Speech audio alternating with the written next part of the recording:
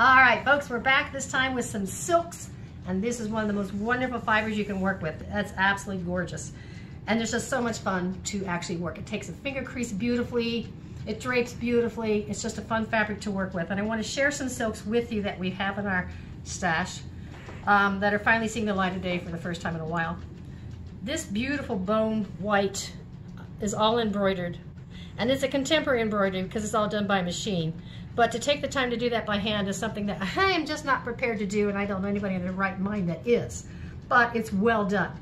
And this is actually done on a shantung silk. And here's another piece, and these have poppies. Again, this is an older piece, and you can see it's on a very subtle stripe. You can see the stripe in here. You see that stripe? Gold and like a soft melon stripe with all the embroidered poppies on top of it. Again, this is a shantung. And the difference between a shantung and a dupioni. Dupioni is this kind of silk you most commonly find in today's market because it's cheap. But it has what's called slubs. Those are those thick threads that seem to run through it. And it ravels like a son of a gun because it's a loosely woven fiber. Good silk taffeta is tightly woven. It has a very small thread and it's tightly woven. And when you clip it with like pinking shears, for example, because you want to make it like ruching, it holds the pink and it doesn't unravel as easily as a dupioni. Dupioni, it'll fuzz right out on you. So you really want to stay away from dupioni. If I see dupioni on somebody, I won't actually feel like that, but I might give you a fishy eye going, oh, my dear, well done, but. So when you're looking for it, a little tiny bit of slubbing is permissible, and you can see a little tiny bit in here because that was the nature of the cocoon that was being unwrapped. You have to realize this is coming from the silkworm, the silk moths, and so they have to actually unwrap that cocoon thread by thread to get the threads to make the silk fabric from. It's a wonderfully incredible process. I don't know how they figured it out in the first place to get the caterpillar to unwind itself and you'll unwind the cocoon and do that, but they did. So here's just a couple of our embroidered silks, and I want to share some other incredible silks that I picked up that I just want to share because they're so extraordinary. These are French silks. I have a friend of mine in Michigan that is a doll collector, and she sells silk fabric for doll costumers because I used to costume dolls before I got into stuff like this. And she is a source for some wonderful pieces that she's found. And when she finds extraordinary things, she saves them for me. God love her little heart. Again, a beautiful, beautiful French silk woven.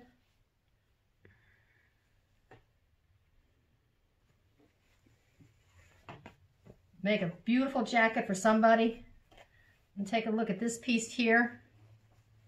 Just enough for a man's waistcoat, or possibly a lady's jacket if it's a very narrow jacket with small swallowtails. Isn't that stunning? And you can see this is a throwback to the 1750s styles where it's a very large with the woven ribbon going through it and the woven flowers, because again, this is all woven silk.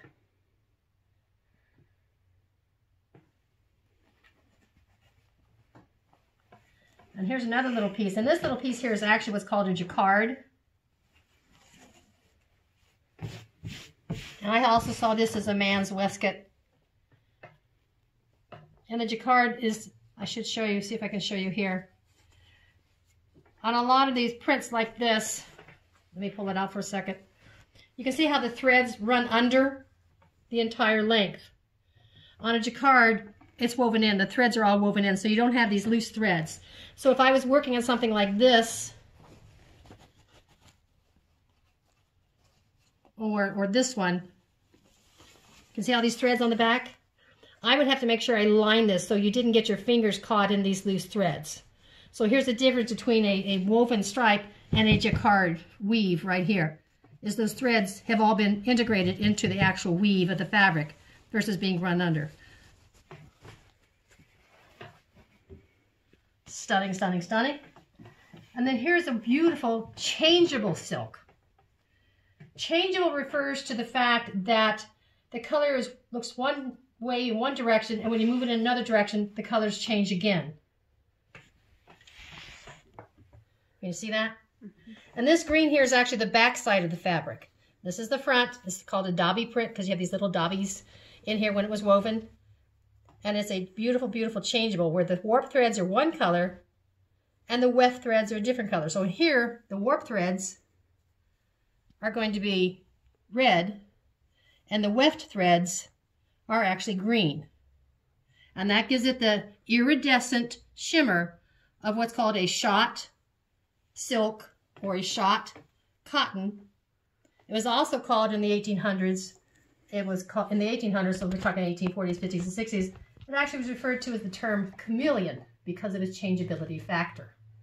So iridescent or shot, beautiful cottons today, but again, you want to make sure that they are silk taffetas like this. You see how that goes gold, green, gold, green, gold, green, gold? The color is changing, but it's a very tight silk taffeta. So it'll be absolutely wonderful to work with. Now you contrast that with a specialty weave like this, called a waffle weave. That's going to be handsome on somebody. Another beautiful stripe from our fabric stash. Boy, have I got a stash. I'm not giving my address because if someone robs me, I'm going to look for my fabric first. Again, another piece. And the wonderful thing about silk is it rustles. Do you hear that? You can't get that with cotton, linen, or wool. Satin just rustles. Now here is an iridescent stripe. Can you see how that gold and blue stripe iridescent?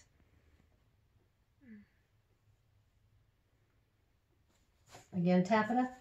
And this is more of a vintage piece because it is so narrow. It is only about 20 inches wide. So I have a feeling it's probably a Chinese silk, but it is stunning with the gold dots in between the black stripes. Specialty pieces waiting for special people.